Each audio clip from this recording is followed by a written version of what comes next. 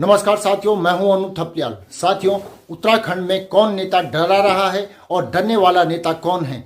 डरने वाला नहीं है तो फिर माफी कौन मांगेगा और माफी कौन नहीं मांगेगा? उत्तराखंड खानपुर के सियासी जंग में तमाम सवाल तैर रहे हैं। प्रणव चैंपियन हवालात में हैं और उमेश कुमार बाहर हैं और वो माफी की बात शर्तों के साथ कर रहे हैं। आप इनसे पूछिए कि क्या किसी की मां को ऐसे अपशब्द कहने चाहिए? बात रही इनके महल को लेकर, जो लोग बात कर रहे हैं, अगर उनको लगता है कि मेरे इन शब्दों से किसी के मन को पीड़ा पहुंची है, मैं प्रणव सिंह की बात नहीं कर रहा, ना मैं प्रणव सिंह से जीवन में कभी माफी मांगूंगा और ना मैं उससे डरता हूं, ना मैं दबता हूं। उसने जो किया उसको उसका खामियाजा भुगतना पड़ रहा है और आगे भी भुगतेगा। लेकिन अगर किसी समाज को लगता है कि उनके मन को पीड़ा हुई है, बिरादरी को लगता है, गुजरों को लगता है मैंने महल के लिए कोई अपशब्द कहे हैं, उत्तेजना में मेरे से कोई अपशब्द निकले हो, मैं माफी मांगने के लिए तैयार हूं, सार्वजनिक पूरे समाज से। लेकिन समाज एक बात यह कह दे कि प्रणव सिंह भी मेरी मां से उनके अपमान करने की, उन्हें रखेल कहने की माफी मंगवाएगा। गुज्जर समाज को लेकर उमेश कुमार जो कुछ कह रहे हैं, उन्होंने जो कुछ भी कहा है उसमें वो यही दावा कर रहे हैं कि वो माफ़ी मांगेंगे, लेकिन पहले प्रणव चैंपियन को माफ़ी मांगनी पड़ेगी। लेकिन उमेश कुमार और चैंपियन के इस एपिसोड में अब एंट्री हुई है कांग्रेस की नेता सोनिया आनंद की। सोनिया का आरोप यह है कि उमेश कुमार ने उनके खिलाफ जानबूझकर अभद्र टिप्पणी की है और इसके लिए उन्हें वह कभी माफ़ नहीं करेंगी। उन्होंने उमेश कुमार पर तीखे हमले बोले हैं। एक जनप्रतिनिधि नहीं होने के नाते रविंदर सिंह आनंद ने अगर कोई पोस्ट लिखी भी है तो उसको सरलता से जवाब दिया जा सकता था।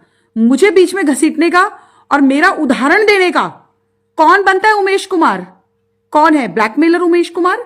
मैं खुल के ये बात इसलिए कहना चाहती हूं कि उमेश कुमार, ये धरती, ये उत्तराखंड की धरती महिलाओं के द्वारा स्थापित है। ये धरती मां की भूमि है। यहां पर महिलाओं का अपमान नहीं चलने वाला, तुम्हारी ब्लैकमेलिंग नहीं चलने वाली। ये ध्यान से सुन लेना। तुमने कल जिस तरह के अपशब्दों का प्रयोग मेरे लिए किया है, मैं चाहूं तो पिछले 25 साल से बहुत सारे राज है तुम्हारे खिलाफ दफन।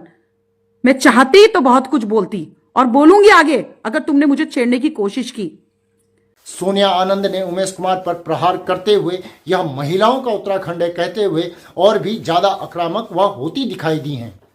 ये महिलाओं का उत्तराखंड है, ये हमारा उत्तराखंड है, जिसको उत्तराखंड के लिए, जिस देवभूमि को बनाने के लिए महिलाओं ने आन बान शान के साथ इस उत्तराखंड को बनाया है। सबसे बड़ी भूमिका महिलाओं की है। आप कौन होते हैं महिलाओं को और उत्तराखंड के लोगों को गाली देने वाले?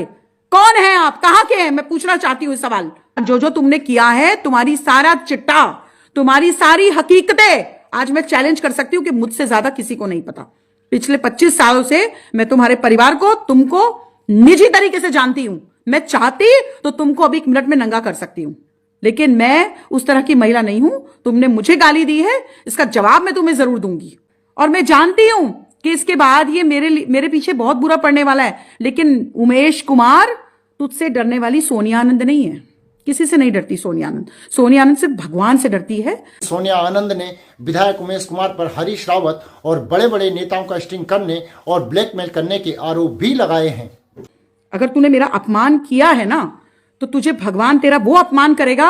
भगवान तुझे उस दशा तक लेके आएगा कि तू अपना हाल देख लेना आने वाले समय पर। तू मुझे गाली दे रहा है मेरे भाई की पोस्ट पर जाकर। तू कौन होता है मुझे गाली देने वाला?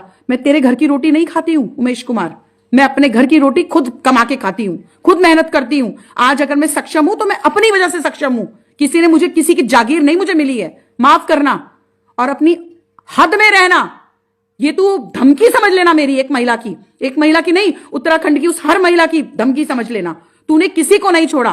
तूने हरीश रावत जैसे जो हमारे लिए आदरणीय हैं, जिन्होंने जो है उत्तराखंड में अपना एक परचम लहराया है, जो एक पार्टी के प्रति जो वफादार आदमी है, तूने उसका स्ट्रिंग तक बना दिया। तूने उत्तराखंड की भूमि को कलंकित करने का काम किया है। तूने बड़े बड़े नेताओं की स्ट्रिंग बना करके अपनी गोद में रखे हुए हैं और तू ब्लैकमेल करने का काम करता है।